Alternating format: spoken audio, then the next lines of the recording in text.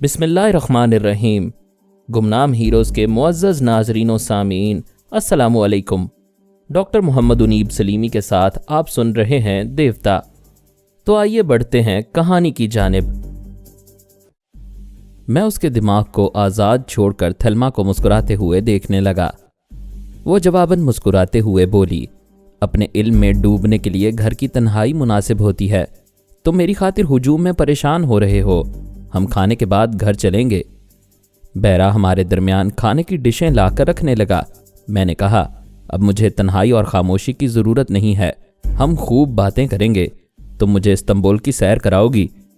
हम खाने के बाद क्लब से बाहर आए। रात के 11 बजे थे। उसने स्टीयरिंग सीट पर बैठते हुए कहा, मेरी समझ में नहीं आता कि तुम्हारे जैसे अजीम इंसान के लिए आखिर मैं क्या करूं।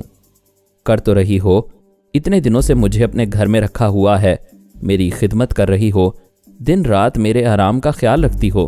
कुछ और करना चाहती हो तो गाड़ी स्टार्ट करो और इस शहर की सैर करवा दो। हमारी गाड़ी के साथ ही वो कार खड़ी हुई थी जिसके मालिक के $5 लाख पर मैं हाथ साफ कर चुका था। वो झुंझलाकर अपनी कार की स्टीयरिंग सीट पर आया था।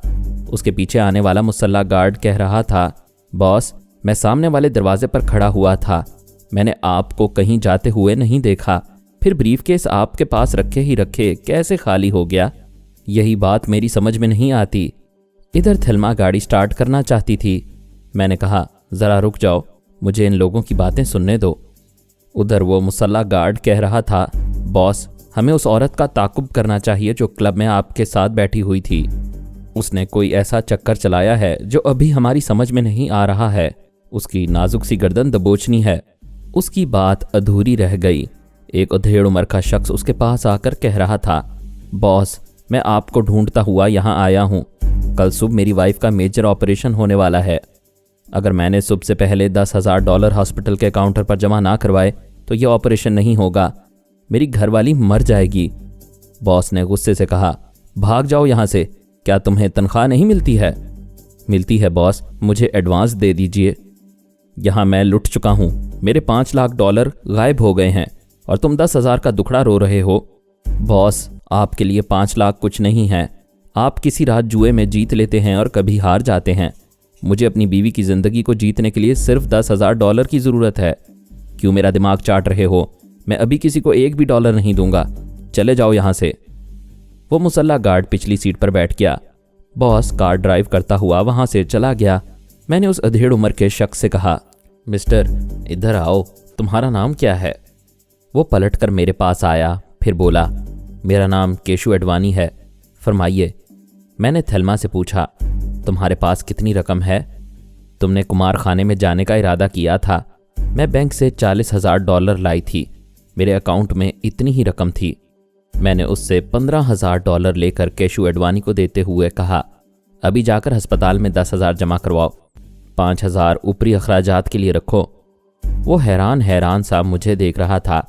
मैंने एक कागज़ पर थेल्मा के बंगले का पता नोट करके उसे देते हुए कहा, ऐसे लोगों की मुलाजमत छोड़ दो जो जुए में लाखों हार जाते हैं लेकिन ज़रूरतमंद मुलाजिम को 10,000 नहीं दे सकते। कल शाम को इस पते पर आओ, तुम्हें पहले से ज़्यादा तनख्वाह वाली मुलाजमत मिलेगी। वो मुझे दुआएं देने लगा। थेल्मा ने गाड़ी आगे बढ़ाते हुए कहा, तुम्हारे पास ज़बरदस्त इल्म है। तुम किसी को देखते ही समझ लेते हो कि वो काम का आदमी है या नहीं। हाँ, मुझे उसके चेहरे और उसकी आंखों ने बताया था कि वो बेहतरीन अकाउंटेंट है। बड़े बड़े व्यापारियों के साथ रह चुका है। बहुत से कारोबार के अंदरूनी राजों को जानता है। तुम उसे अपना ज़ाती मशीर बनाकर रखोगी और उस पर अंधा एतमाद करोगी। ये तुम्हारी दौलत की हिफाजत भी करेगा और दौलत को बढ़ाने के लिए गुर भी बताता रहेगा। तुम जो कहते हो मेरे दिमाग में नक्श हो जाता है और मैं तुम्हारी हर हिदायत पर बेख्तियार अमल करने लगती हूँ। मैंने पूछा, यहाँ का बदनाम इलाका कौन सा है? यानी ऐसा इलाका जहाँ चोर, बदमाश और ख़तरनाक किस्म के मुजरिम रहते हैं। क्या तुम ऐसी जगह जाना चाहते हो? हाँ, मुझे ले चलो। मुख्तलिफ रास्तों से गुजरकर हम एक ऐसे इलाके में पहुँचे जहाँ किसी कदर गंदगी थी। औरतें नीम उरियानियत का इश्तिहार बनी हुई थीं। जो भी मर्द नज़र आता था मस्ती में चूर दिखाई देता था। वहाँ कहवा खाने भी थे और शराब खाने भी। कैबरे हाउस और कुमार खाने भी जा बजा थे। थलमा ने एक कहवा खाने के करीब गाड़ी रोक दी। मैं दरवाज़ा खोलकर बाहर निकला तो एक गुंडा आकर मुझसे टकरा गया और उसी बहाने मेरी जेब साफ कर दी। मैंने अनजान बनकर कहा, भाई ज़रा देख कर चलो। वो बोला, रास्ते में गाड़ी खड़ी करते हो, टक्कर तो ज़रूर लगेगी, जो बिगाड़ना चाहो बिगाड़ लो। मैंने चंद सेकंड के लिए उसके दिमाग पर कब्जा जमाया, उसकी जेब का सारा माल अपनी जेब में मुंतकिल किया, फिर अपने एक कान को पकड़ते हुए कहा, माफ़ करना, गलती हो गई, कहवा पीने के बाद गाड़ी यहाँ से हटा दूंगा। अच्छा जाओ, शराफत से माफ़ी मांग रहे हो इसलिए माफ़ कर दिया। वो एक तरफ चला गया। 2-4 गुंडे मुझे घूर रहे थे। मैंने कहवा खाने के मालिक से कहा, 2 कप कहवा पिला दो। मालिक ने अपने मुलाजिम को हुक्म दिया। फिर मुझसे कहा, आज पहली बार तुम्हें देखा है, अच्छा हुआ टोनी के मुंह नहीं लगे और माफ़ी मांग ली, वरना तुम्हारे साथ ये गाड़ी भी टूट फूट जाती और तुम्हारी औरत का जो हशर होता उसे तुम देख ना पाते। मैंने पूछा, क्या टॉनी यहाँ का दादा है? यहाँ का दादा माइकल है, टॉनी उसका छोटा भाई है। तुम यहाँ क्यों आए हो? मैं देखने आया हूँ यहाँ का दादा अगर दलेर और वफादार हुआ तो उसे अपना मुलाजिम बनाकर रखूँगा। दुकान के मालिक ने ज़ोरदार कहकहा लगाया, फिर अपनी जगह से उठकर बुलंद आवाज़ से बोला, सुनो लोगो, सुनो, यह जेंटलमैन हमारे दादा माइकल को मुलाजिम बनाने आया है। गुंडे बदमाश जमा होने लगे और मुझे देखकर कहकहे लगाने लगे। टॉनी वापस आ गया था। उसने मेरा गिरबान पकड़कर पूछा, क्यों बे गधे के बच्चे, तूने मेरे भाई की शान में क्या गुस्ताखी की है? मैंने आजिज़ी से कहा, भाई गिरबान छोड़ दो, कहवा पीने के बाद पकड़ लेना। वो गरज कर बोला, गरम कहवे की कतेली लाओ और इसके सर पर उंडेल दो, इसके मुंह से जितनी चीखें निकलेंगी इसे उतनी ही लातें और जूते पड़ेंगे। उसी वक्त मुसलसल फायरिंग की आवाज़ सुनाई दी। शोर उठा के माइकल दादा आ रहा है। बहुत से लोग सामने वाले चौराहे से उठकर इधर उधर भागने लगे। 2 जीप गाड़ियां नजर आईं। उनकी सीटों पर खड़े हुए गुंडे हवाई फायरिंग कर रहे थे और चौराहे के वस्त में आकर रुक गए थे। अब जीपों से कूद कर बाहर आ रहे थे। एक ने बुलंद आवाज में कहा, बोलो माइकल जिंदाबाद। सब जिंदाबाद के नारे लगाने लगे। उन नारों की गूंज में माइकल नजर आया। वो एक जीप की अगली सीट पर बैठा हुआ था। जब उठकर खड़ा हुआ तो पता चला अच्छा कदावर पहलवान है। चेहरा शेर की तरह हैबतनाक था। वो अपने पास बैठी हुई एक हसीना के बालों को मुट्ठी में जकड़कर उठाते हुए और उसे सीट पर से खड़ा करते हुए कह रहा था, इसे अच्छी तरह देखो और पहचानो, ये किंग ऑफ क्राइम्स की बहन जूली है। इसका भाई जुराइम की दुनिया का बादशाह कहलाता है। कल उसने मेरे एक आदमी को मारा था। मैं उसके बदले आज उसकी बहन को उठा लाया हूं। वो जब भी जूली को लेने आएगा यहां से उसकी लाश जाएगी। टॉनी ने खुशी से उछलकर कहा, भाई माइकल जिंदाबाद। तुम अपने भाई के लिए हसीन खिलौना लाए हो। मैं इसे छू कर देखना चाहता हूं। वो थोड़ी देर के लिए मुझे भूल गया। जूली के हुस्न शबाब को छूने के लिए दौड़ता हुआ गया। मैंने उसके दोनों पांव को एक दूसरे से टकरा दिया। वो जोरदार आवाज के साथ ऊंधे मुंह गिरा। मैंने फौरन ही ख्याल ख्वानी के जरिए आर्मर और डैनियल को बुलाया। वो मेरे दिमाग में आ गए। मैंने कहा, अभी मैं गुंडों के एक इलाके में हूं। उनके पास रिवॉल्वर और राइफलें हैं। तुम दोनों चंद हथियार वालों को अपने काबू में रखो। मुझे कोई खतरा पेश आए तो उन्हें आलाए कार बना लेना, वरना खामोश रहना। उधर माइकल ने डांट कर छोटे भाई से कहा, यू नॉनसेंस, हसीन औरत को देखते ही दीवाने हो जाते हो। उठो वहां से। यहाँ आकर जूली को उठाओ और उसे कांधे पर बिठाकर लोगों को दिखाओ कि तुम्हारे भाई ने किंग ऑफ क्राइम्स की बहन को तोहफे के तौर पर तुम्हें दिया है। टॉनी कपड़े झाड़ता हुआ उठकर खड़ा हो गया। जूली सहमी हुई चारों तरफ यूं देख रही थी जैसे किसी से मदद की तवक्को कर रही हो। 2 आदमी उसे घसीटकर चौराहे के ऊंचे चबूतरे पर ले आए थे। टॉनी ने वहां पहुंचकर एक फाते की शान से चारों तरफ देखा। सब लोग तालियां बजा रहे थे। वो जूली को देखकर अपने होंठों पर जुबान फेरते हुए बोला, मेरी जान, आओ मेरे कांधों पर बैठो। मैं दुनिया को दिखाऊंगा कि तुम मेरी आज रात की दुल्हन हो। वो सहम कर पीछे हटना चाहती थी। टॉनी ने उसे दोनों हाथों से पकड़ लिया, फिर उसे उठाने की कोशिश करने लगा। एक मर्द के लिए किसी औरत को उठाकर कांधे पर बिठा लेना कोई बड़ी बात नहीं है। उसमें ज्यादा मेहनत नहीं लगती, लेकिन वो मेहनत कर रहा था। पूरी कुव्वत से उठाना चाहता था, मगर जमीन से 1 इंच भी नहीं उठा पा रहा था। माइकल ने गुस्से से कहा, यू इडियट, तुम एक औरत को नहीं उठा सकते। वो हाँफते हुए बोला, ब्रादर, ये बहुत भारी है, इसे कोई उठा नहीं सकेगा। क्या बकवास करते हो, हटो सामने से, मैं तुम्हें उठा कर दिखाता हूँ। वो शेर की तरह चलता हुआ जूली के करीब आया, जरा झुककर उसकी पतली सी कमर को दोनों हाथों से पकड़ा। वो इतना ताकतवर था कि उसे फूल की तरह उठाकर अपने कंधे पर रख सकता था, लेकिन वो भी ना ही उठा सका। उसे हैरानी हुई। उसने कुछ ज्यादा जोर लगाया, फिर और ज्यादा जोर लगाया, लेकिन जोर सिर्फ जिस्मानी कुव्वत का नहीं होता, उसके लिए दिमागी कुव्वत भी लाजमी है, और मैं दिमाग को बोझ उठाने से रोक देता था। जब दिमाग साथ ना दे तो जिस्म कुछ नहीं कर सकता। माइकल कई बार कोशिश करके पीछे हट गया। बेयकीनी से जूली को देखते हुए बोला, मेरी समझ में नहीं आता, तुम जरूरत से ज्यादा वजनी हो या कोई काला जादू जानती हो? सच बताओ, ये क्या तमाशा है? वो बोली, गॉड की मर्जी के बगैर तुम एक तिनका भी नहीं उठा सकते। मैं समझती हूँ मुझे सिर्फ मेरा मर्द ही उठा सकता है। माइकल ने चारों तरफ देखते हुए कहा, मैं ऐलान करता हूँ, जो इस औरत को उठाकर अपने कंधे पर बिठाएगा उसे इनाम के तौर पर ये मिल जाएगी। ये ऐलान सुनकर कितने ही जवान हाथ उठाकर कहने लगे कि वो ये शर्त जीत लेंगे। माइकल ने कहा, तुम सबको आजमाने में रात गुजर जाएगी। हो सकता है इसका भाई यहाँ हमला करने आ जाए और हमारे झगड़े में ये मारी जाए, फिर किसी के हाथ नहीं आएगी। लिहाजा ये कड़ी शर्त सुन लो, जो इसे उठाने में नाकाम रहेगा मैं उसे गोली मार दूंगा। ये बात सुनते ही सब के सब ठंडे पड़ गए। अब कोई उस हसीना को उठाने और इनाम के तौर पर पाने के लिए बेकरार नहीं था। मैंने आगे बढ़ते हुए कहा, मुझे यह शर्त मंजूर है, मैं इसे उठाकर अपने साथ ले जाऊंगा। मेरा दावा सुनकर कुछ लोग हंसने लगे, कुछ आपस में एक दूसरे से सरगोशियां करने लगे। थेल्मा घबराकर कार से बाहर निकल आई।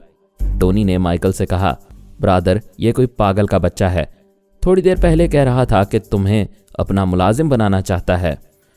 माइकल ने घुर्राकर मुझे देखते हुए पूछा, तू क्या बकवास कर रहा था? मैंने उसकी तरफ बढ़ते हुए कहा, यहाँ लोगों को कहते सुना है तू मर्द का बच्चा है, बड़े बड़े शाहजोरों के कदम उखाड़ देता है, लेकिन तू एक कमजोर औरत को उसके भाई की गैर मौजूदगी में उठाकर लाया है। तू बहादुर नहीं है, बुज़दिल और बेगैरत है। मैं तुझे अपना मुलाजिम नहीं बनाऊंगा। कोई उसे मुलाजिम बनाने वाली बात कहने की जुर्रत नहीं कर सकता था, जबकि मैं भरे मजमे में उसे मुलाजिम बनाने वाली बात से इनकार कर रहा था। दोनों सूरतों में उसकी इंसल्ट हो रही थी। मारे गुस्से के उसकी खोपड़ी घूम गई। उसने यकबारगी मुझ पर छलांग लगाई। मैं एक तरफ हो गया, वो ऊंधे मुंह जमीन पर गिर पड़ा। उसी वक्त आर्मर और डैनियल ने अपने अपने मामूल के जरिए फायरिंग की। एक हवाई फायर था, दूसरी गोली टोनी के शाने की हड्डी को तोड़ती हुई गुजर गई। दो रिवॉल्वर वाले ऊंचे चबूतरे पर आ गए। एक ने कहा, यह अजनबी अकेला और निहत्ता है, जो इस पर हमला करेगा उसका हशर यही होगा जो तुम्हारे सामने टोनी का हो रहा है। एक राइफल वाले ने यह बात कहने वाले का निशाना लिया।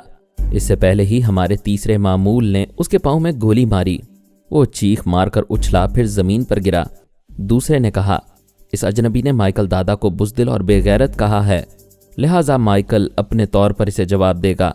इन दोनों के दरमियान कोई तीसरा नहीं आएगा। माइकल ने घूमकर मुझे एक हाथ मारना चाहा।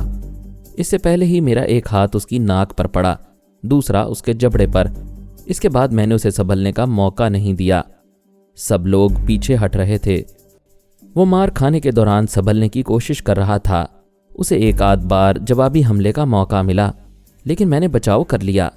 उस चौराहे पर दूर तक मर्दों और औरतों की भीड़ थी। सभी को इस बात की हैरानी थी कि जो माइकल दादा बड़े बड़े शाहजोरों को मैदान छोड़कर भागने पर मजबूर करता था, वो मुझ पर एक हमला भी करने में नाकाम रहा था। उसका चेहरा लहूलुहान हो रहा था। जिस्म के कई हिस्सों पर चोटें आई थीं। अब वो डगमगाने लगा था। हमला करने का ख्याल दिल से निकाल चुका था, सिर्फ बचने की तदबीर करता जा रहा था। आखिर उसने आंखों के पास से लहू पोंछते हुए चारों तरफ देखा, फिर हाँफते कांपते हुए कहा, नमक हरामो, मेरा खाते हो और मेरी पिटाई का तमाशा देखते हो। मैं हुक्म देता हूं कि इसे गोलियों से छलनी कर दो। कितनी ही राइफलें मेरी तरफ उठ गईं। मैंने माइकल को खींचकर अपने सामने किया, एक हाथ से उसकी गर्दन दबोच ली। हमारे एक मामूल ने मेरी तरफ एक रिवॉल्वर फेंका। मैंने उसे कैच करते हुए कहा, अपने हथियार फेंक दो वरना मैं इसे गोली मार दूंगा। और हम कितने ताकतवर हैं ये तुम टोनी की हालत से समझ सकते हो।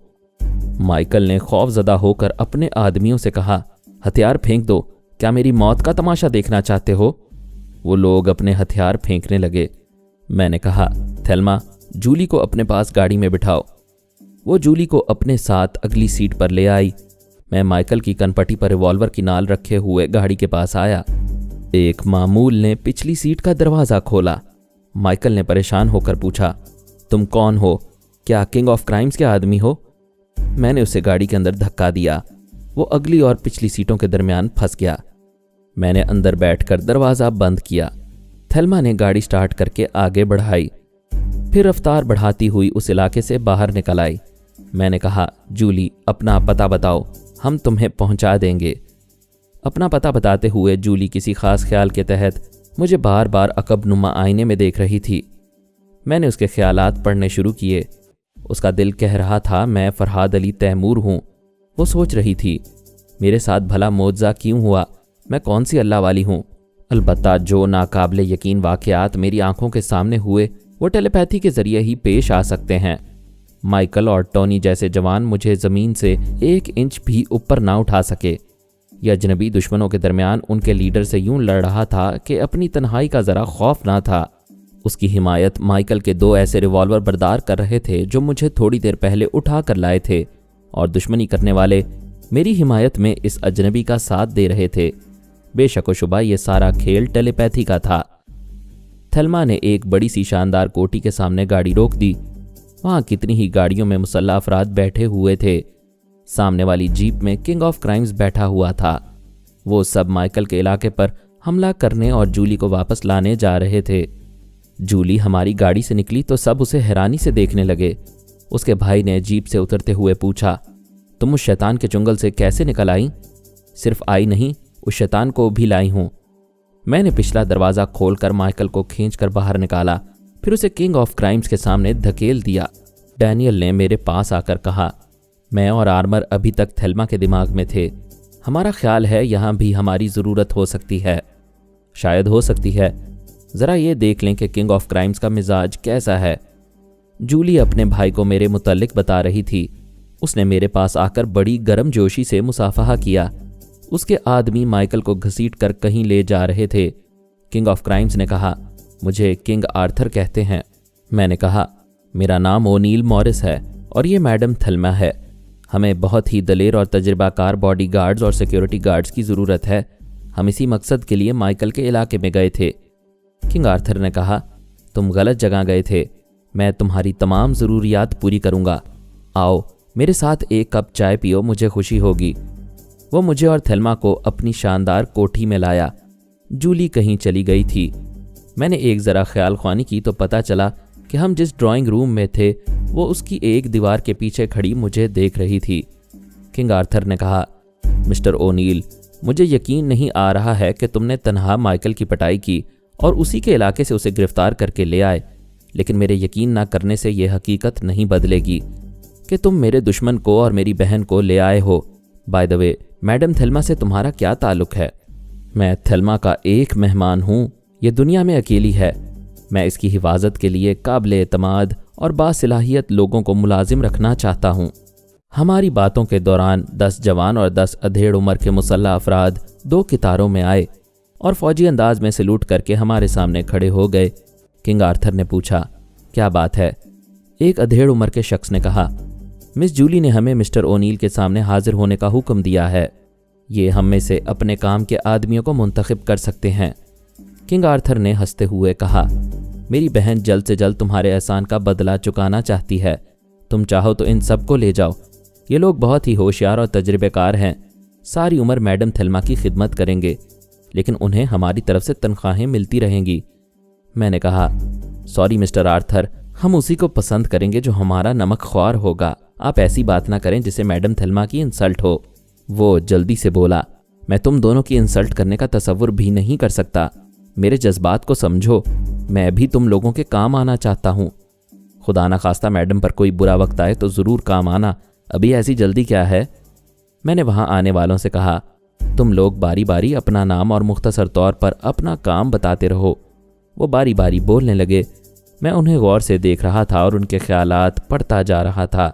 वो सभी काम के आदमी थे, लेकिन जहनी तौर पर किंग आर्थर से मुतासिर थे। उनमें से 3 बहुत ज़रूरतमंद थे। وہ آرتھر سے زیادہ رقم کو اہمیت دیتے تھے اور رقم کی خاطر جان جوخم میں ڈال سکتے تھے۔ میں نے اس کی طرف اشارہ کرتے ہوئے کہا، مجھے فی الحال ان تینوں کی ضرورت ہے، میں پتہ لکھ دیتا ہوں۔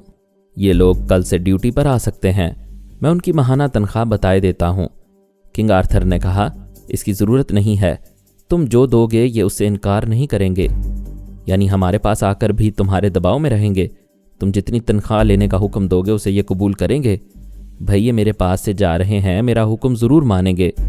مجھے صرف میڈم تھلما کے لیے وفاداروں کی ضرورت ہے، میں بھول گیا تھا کہ تمہارے پاس آنے والے تمہارا حکم بھی مان سکتے ہیں، اس میں حرج کیا ہے؟ میں نے پوچھا، اگر تم حرج نہیں سمجھتے ہو کہ تمہارے گھر کا اور تمہارے دھندوں کا راز ہمیں معلوم ہوتا رہے تو ہمارے بھی 2-4 آدمی یہاں آ کر تمہارا کام کرتے رہیں گے، ہم دونوں کے وفادار ہمیں ایک دوسرے کا راز بتا دیا کریں گے۔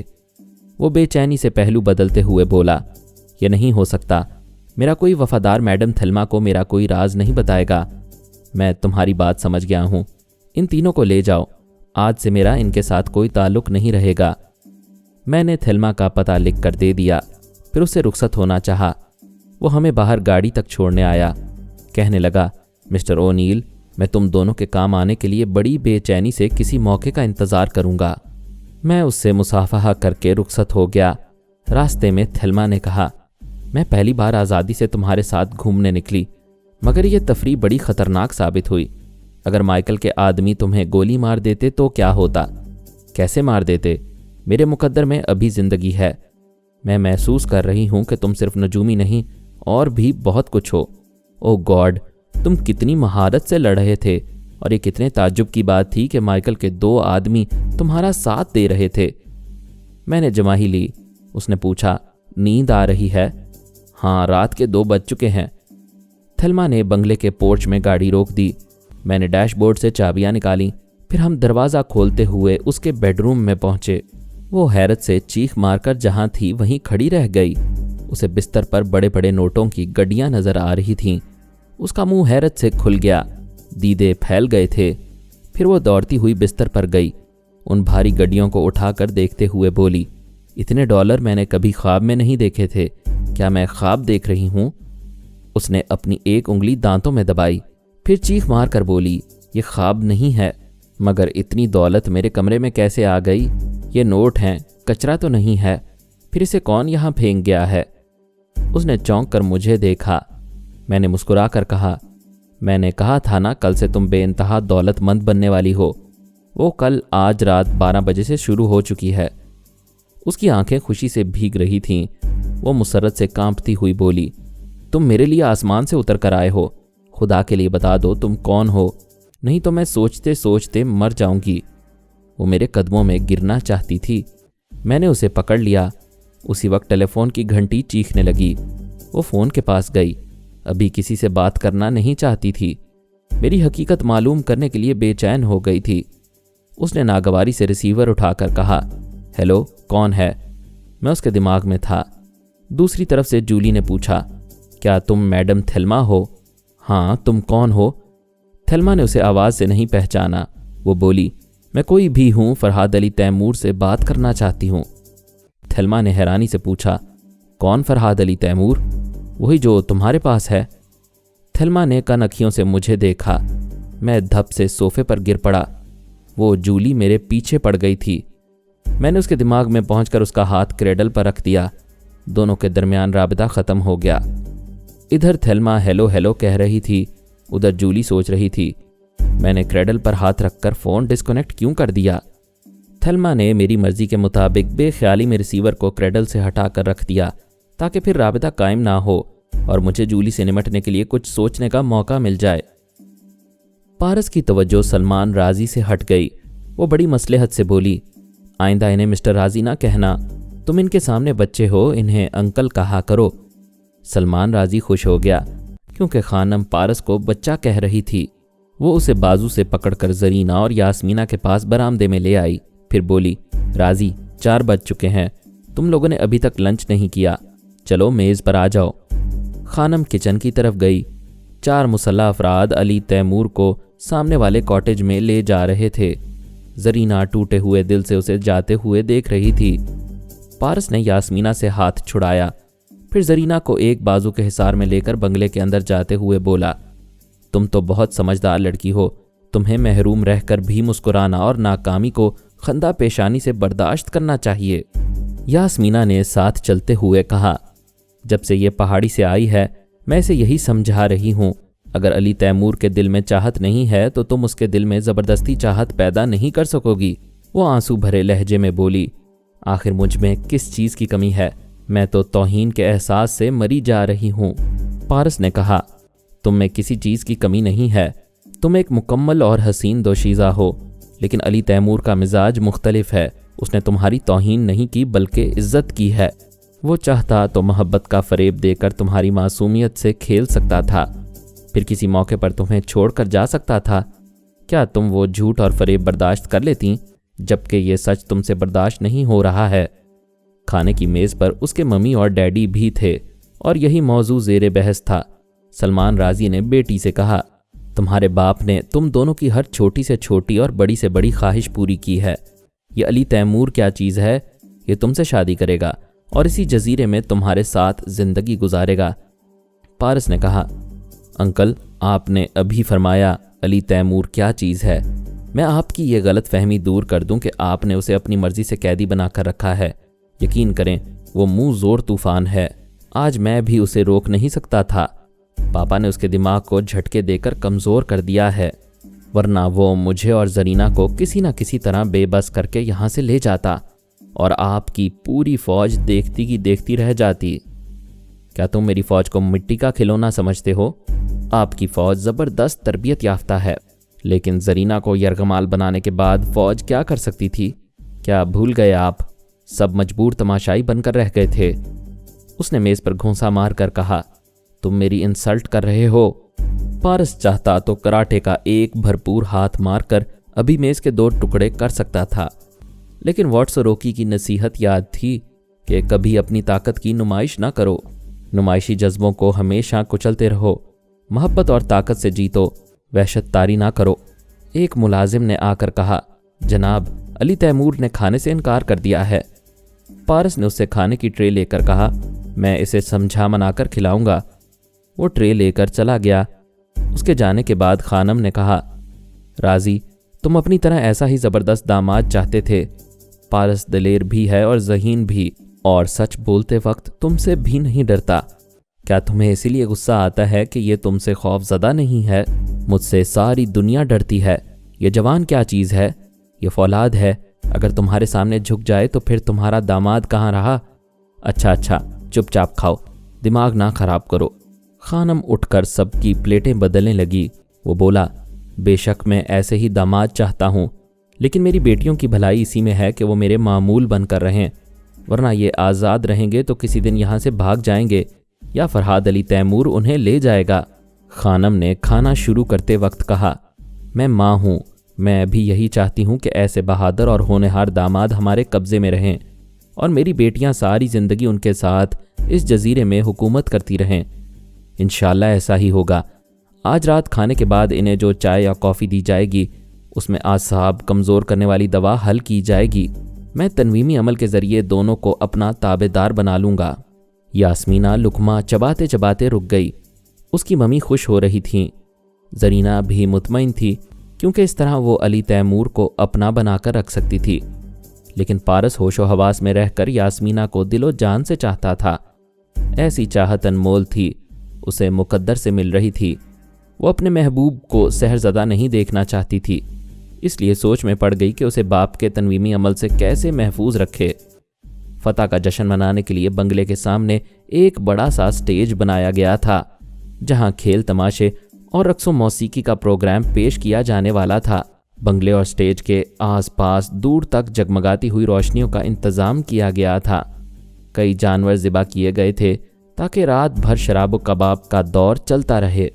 یاسمینہ اور پارس روشنیوں کی سجاوٹ دیکھتے ہوئے بنگلے سے ذرا دور چلے آئے۔ آسمان پر پورا چاند نکل آیا تھا، جزیرے میں حد نظر تک چاندنی پھیلی ہوئی تھی۔ وہ اس کے بازو سے لگ کر بولی، سچ بتاؤ، کیا تمہیں جزیرے سے جانے کا موقع ملے گا تو مجھے چھوڑ کر چلے جاؤ گے؟ میں کبھی تمہیں نہیں چھوڑوں گا، لیکن حالات نے مجبور کیا تو تمہارے ساتھ بھی وہی ہوگا جو نینسی کے ساتھ ہو چکا ہے۔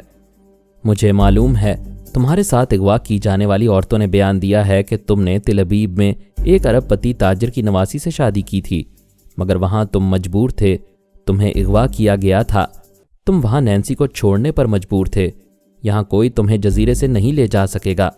تمہارے ڈیڈی کا جو رویہ ہے اس کے نتیجے میں میرے پاپا مجھے یہاں سے لے جائیں گے، تمہارے ڈیڈی ٹیلی پیتھی کا راستہ نہیں روک سکیں گے، کیا تم چلے جاؤ گے؟